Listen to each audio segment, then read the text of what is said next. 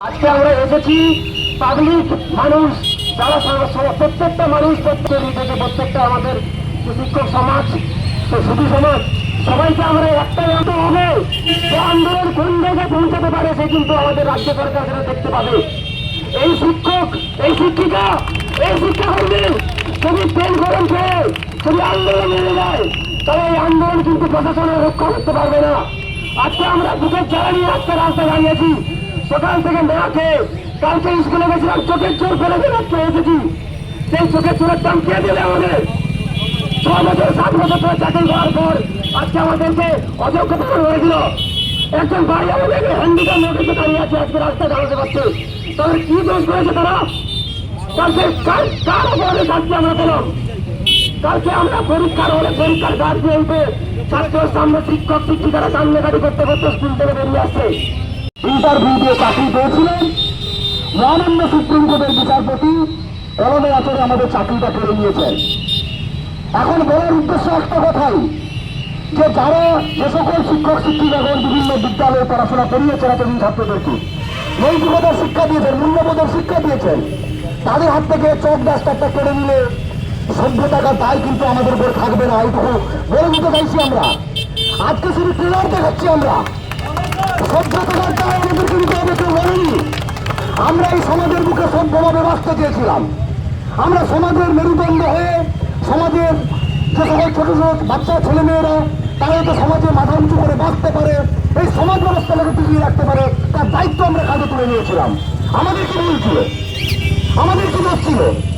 আজকে কিছুজনকে বলা হচ্ছে যে তাদেরকে টাকা ফেরত দেওয়ার কথা বলা হচ্ছে, তাহলে আমাদের টাকা ফেরত দেওয়ার কথা বলা হয়নি? আপনারা বাদ কমিটি করেছেন, সিবিআই করেছেন, হাইকোর্ট সুপ্রিম কোর্ট সব করেছেন, কোনো জায়গায় আমাদেরকে প্রমাণ করতে পারেননি যে আমরা অপরাধী, আমরা দোষী। তাহলে আমরা অপরাধী নয়, কিন্তু একটা দেশে কিভাবে বিচার ব্যবস্থা, দেশে কিভাবে একটা প্রশাসন, একটা সরকার, একটা কমিশন, একটা পর্ষদ আমাদেরকে দাগি দিতে পারে আমরা অপরাধী? অপরাধের একটা তো প্রমাণ দিয়ে দেন, অপরাধের প্রমাণ দিতে পারেননি। তাই একটা কথা বলছি, যে এই আন্দোলনটার আজকে যে সমস্ত যোগ্য শিক্ষক শিক্ষিকা এসেছে প্রত্যেকের বয়স 40 এর কাছাকাছি বা কারো 40 পেরিয়ে গেছে। একটা কথা আপনারা বলুন, প্রত্যেকের বাড়িতে ছোট্ট ছোট দুটো শিশু আছে, তারা কি করবে আজকে? তাদের বাচ্চাদের পড়াশোনা থেকে, তাদের খাওয়া দাওয়া থেকে, কারো বাড়িতে বাবা মা আছে, তাদের অসুস্থতার জন্য তাদেরকে মেডিসিন দিতে হয়। আপনি চাকরি রেখে দিলেন, আমরা তার বিরুদ্ধে নেই। আমার কথা হচ্ছে, আমাদের কথা হচ্ছে যে তার চাকরি রাখলেন ক্যান্সার আক্রান্ত বলে, কিন্তু ক্যান্সার আক্রান্ত বলে তার চাকরি রাখলেন। ক্যান্সার কি একমাত্র মারণ ব্যাধি? কালকে আমাদের যে পরিবারের লোকগুলো না খেতে গিয়ে মরবে, তার চেয়ে বড় অপরাধ কি হতে পারে? আপনারা কি করলেন না, চাকরিটা কেড়ে নিলেন। তাই একটা কথা আজকে বলছি, আগামীকাল থেকে ধ্বংসাত্মক আন্দোলন হবে। হ্যাঁ হবে, মৃত্যুকে ভয় পাই না, মরে তো গেছি, মরে গেছি দূরে। কোনোদিন অযোগ্যতার সঙ্গে কোনোদিন আমরা আপোষ করিনি। আমরা যোগ্য হিসাবে বিদ্যালয়ে গিয়েছিলাম, মাথা উঁচু করে গিয়েছিলাম। কালকে ছাত্রছাত্রীদের মধ্য থেকে চোখে জল ফেলে আমাদের বিদ্যালয় থেকে বেরিয়ে আসতে হয়েছে। এর দায় কে নেবে? এর দায় কে নেবে? কালকে মুখ্যমন্ত্রী এসে গাল ভরা কথা বলে দিয়ে চলে গেলেন। আর যে চুরি করলো, যে প্রাতিষ্ঠানিক দুর্নীতি করলো, যে চুরি করতে সহায়তা করলো, তার কোনো বিচার হলো না। এ কোন বিচার ব্যবস্থা? দেখুন, এই দেশটা ভারতবর্ষ, এই দেশটাকে সোমালিয়া সিরিয়া হতে দেবো না।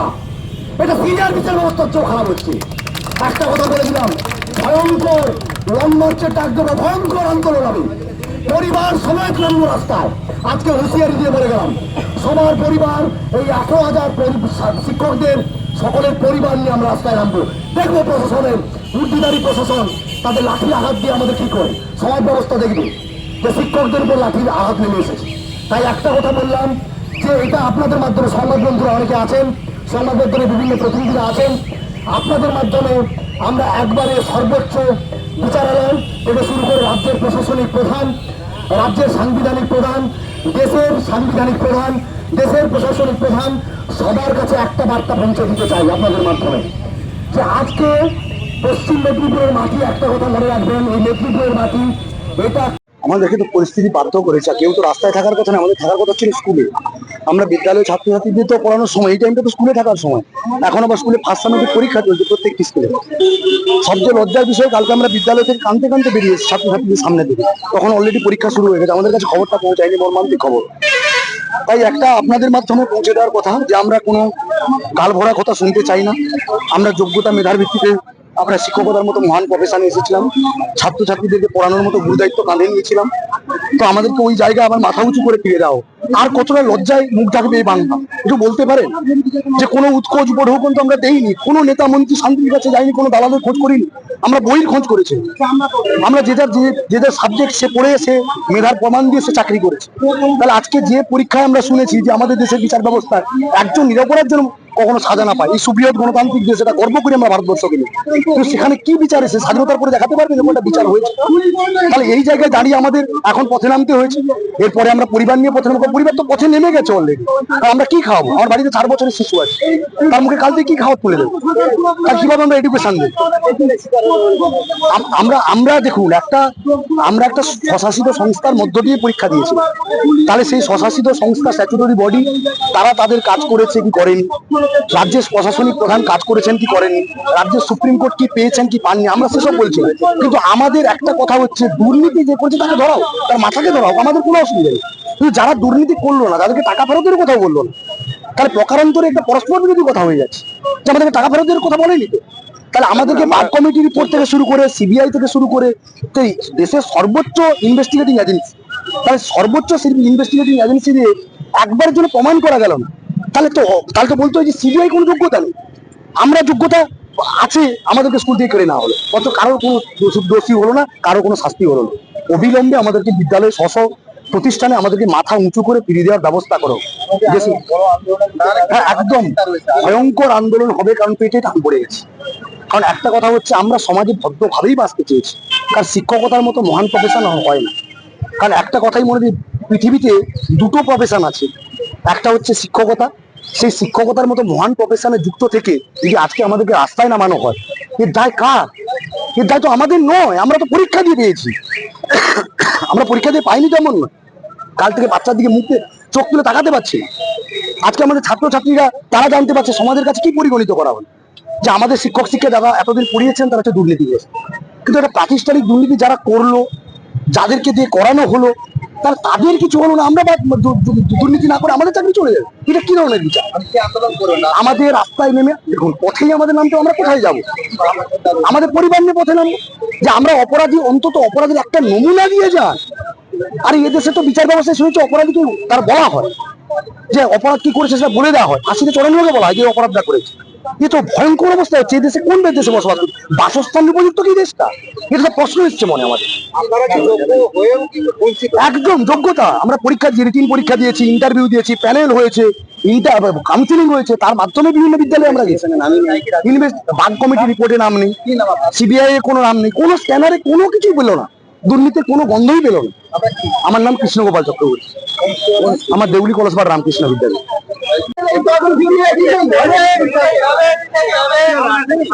একটা কথা আমি কিন্তু একটা কথা সংবাদ মাধ্যমে সবার আগে আমি বলতে চাই, আমরা কলকাতায় যখন শহীদ মিনারে আন্দোলন করতে গেছিলাম, তখন কিন্তু বিভিন্ন সংবাদ মাধ্যম কিন্তু রাজনৈতিক ভাবে আমাদেরকে রিপ্রেজেন্ট করেছিল। যদি কোন সংবাদ মাধ্যমের মাধ্যমে আমাদেরকে যদি রাজনৈতিক রং দেবেন, দয়া করে আপনারা চলে যান, আমাদেরকে আমাদের রাস্তায় বসতে দেন। আর যদি আপনাদের বাড়ির ছেলে মেয়েরাও কোনো না কোনো সরকারি স্কুলে যদি পড়াতে চান ভবিষ্যতে, তাহলে আজকে আমাদের মতো হয়ে দয়া করে একটু সিম্প্যাথি দেখিয়ে আমাদের হয়ে লড়ুন প্লিজ। আজকে কালকে যখন চাকরি চলে যায়, তখন আমি স্কুলে পরীক্ষায় গার্ড দিচ্ছিলাম, যখন স্কুলে আমি আমার ছাত্ররা চোখের সামনে কাঁদে, ছাত্রের সামনে যখন আমি কেঁদে বেরিয়ে আসি না, তখনই মনে হচ্ছিল ওইখান থেকে ছাদ থেকে জাম মেরে দিই, জীবনটাই চলে যাক। ছাত্রের সামনে একজন শিক্ষক কাঁদলো, যখন এরপরে আর কোনদিন আজকে স্কুল যেতে বলেছিলেন হেড স্যার, স্কুলকে আমি কোন মুখ নিয়ে ছাত্রের সামনে যাবো? আমি আজকে চাকরি তো নেই, চাকরি চাই তো নেই, চাই একটা বক্তব্য বলে দিবে স্যার আপনার নিজের তো চাকরি নেই, আপনি কি বলতে এসেছেন? সম্মানের তো পুরো সব সর্বনাশ করে রেখে দিয়েছেন আমাদের। এখন আপনারা করবেন আমাদের এখন আমরা যেটা বুঝেছি, আমরা আমাদের অনেক শিক্ষক শিক্ষিকাদের কাছে উচ্চ মাধ্যমিকের খাতা আছে, ওনারা ঠিক করেছেন উচ্চ মাধ্যমিকের খাতা তারা কিন্তু এখন রাখবেন, কিন্তু কোন ছাত্রের কিন্তু আমরা কোনো ক্ষতি করব না। যাদের খাতা আছে তাদের খাতা কিন্তু আমাদের কাছে থাকবে। আমরা যেখানে আমরা সুরক্ষিত হয়, সেখানে ভবিষ্যৎ জেনারেশন পড়াশোনা করে কি করবে? আজকে যারা এইচএস এর খাতায় তাদেরকে 100 নাম্বার দিয়ে তারা কি করবে? আবার বেকার হয়ে আমাদের মতন হবে। আমরা চাইছি, যে প্রশ্নটা করছেন যে আমরা কি করব, যেদিন এই চাকরিটার সূত্রপাত হলো 2016 সালে, সেদিন আন্দোলন এখান থেকে শুরু হয়েছিল। এই জাস্ট এখানেই বসে আমরা আন্দোলন শুরু করেছিলাম জুলাই মাসে, নোটিফিকেশন শুরু করুন, আমরা রাজি আছি, আমরা পরীক্ষা দেবো, আমরা বিভ্রান্ত হয়ে গেছি। চাকরি পেয়েছিলাম, চাকরি করেছিলাম শাসন মানে, তারপরে সম্মানের পুরো সর্বনাশ করে দিয়েছেন। আজকে চাকরিটা চলেই গেছে।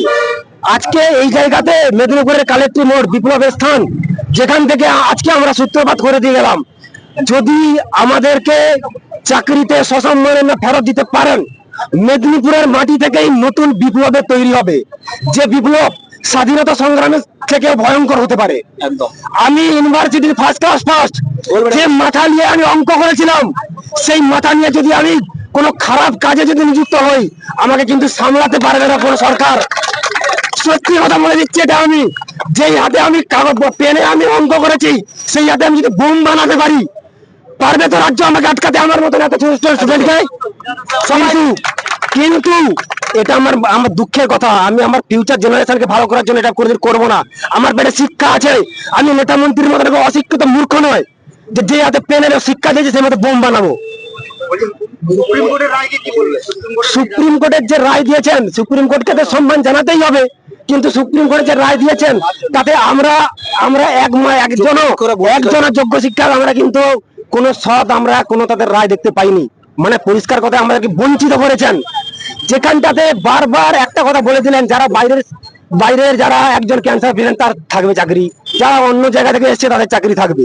তাহলে যারা যোগ্য মানে যারা কোনো জায়গা থেকে আসেনি, ফ্রেশ ভাবে এই চাকরিটা শুধু পেয়েছিল, যাদের পূর্ব কোনো চাকরির অভিজ্ঞতা নেই, তারা আজকে সব থেকে বেশি বঞ্চিত হলো। জনকয়েকের দুর্নীতির জন্য দায় আপনাদের ঘাড়ে পড়লো? অবশ্যই অবশ্যই। দুর্নীতি সব থেকে বড় প্রশ্ন, এটা আমি বারবার বলি। যারা আমি নিজে টাকা দিয়ে চাকরি পেয়েছি, মেনে নিচ্ছি, আমার শাস্তি হয়েছে আমার চাকরি গেছে, তাহলে আমি যাকে টাকাটা দিলাম তিনি এখন কি করছেন? দুর্নীতি কি শুধু একটা ভাবে হয়? নেতা মন্ত্রীরা তারা সব কোথায় আছেন? তারা প্রত্যেকটা রাজনৈতিক দল এখন ভাবছে যে এদেরকে আমাদের দলে নিয়ে এসে আমাদেরকে একটা সংগঠন তৈরি করব, আমরা বিপ্লব করব নিজেদের মতন করে, কোন রাজনৈতিক কোন দল না নিয়ে আমরা বিপ্লব করব। কালকে মুখ্যমন্ত্রী প্রেস কনফারেন্স করেছিলেন, একাধিক তথ্য তিনি বলেছেন। বিপ্লব প্রেস কনফারেন্সে যতগুলো কথা উনি বলেছেন, একটাই কথা উনি বারবার, যে উনাকে যখনই একজন সাংবাদিক বন্ধু আপনাদের মতন কোশ্চেন করেছিলেন যে তাহলে এই যে যোগ্য শিক্ষকরা ওনারা কি কাল থেকে স্কুল যাবেন কিনা, কাল থেকে কি ওনারা স্কুল যাবেন, কাল থেকে কি ওরা স্কুল যাবেন, সঙ্গে সঙ্গে উনি ওই প্রশ্নটাকে সাইডে করে দিয়ে বিজেপি অমুক ভুল করেছে, তৃণমূলের এটা ঠিক করেছিল, আমাদেরকে পশ্চিমবঙ্গের শিক্ষা ব্যবস্থাকে অচল করার ব্যবস্থা চলছে, এই সব কথা শুধু পরিষ্কার একটা বিভ্রান্ত। এই রাস্তায় বসতে হচ্ছে, দায় কার? পরিষ্কার রাজ্য সরকার, সম্পূর্ণ দায় রাজ্য সরকার। এতদিন আমরা রাজ্য সরকারের বিরুদ্ধে কিছু বলিনি, আমরা এতদিন এসএসসির বিরুদ্ধে বলেছিলাম, কারণ এসএসসি আমাদেরকে রিক্রুট করেছিল, একবারও অ্যাপয়েন্টমেন্ট অথরিটির বাইরে কাউকে কিছু বলিনি। কিন্তু আজকে আমরা বলতে বাধ্য হচ্ছি যে এসএসসির সঙ্গে সঙ্গে রাজ্য সরকার পুরো 100% দায়ী এর জন্য, সম্পূর্ণ দায়ী, সম্পূর্ণরূপে দায়ী। আমার নাম অভিজিৎ গিরে, আমি ভদ্রকালী গান্ধী বিদ্যাপীঠের টিচার। আজকে আমার যদি শিক্ষক পদ যদি না থাকে, আমি আমার যদি জীবনও চলে যায়, আমি ভবিষ্যৎ প্রজন্মকে সুরক্ষিত করে দেবো, এই আমি আজকে অঙ্গীকার করে দিয়ে গেলাম।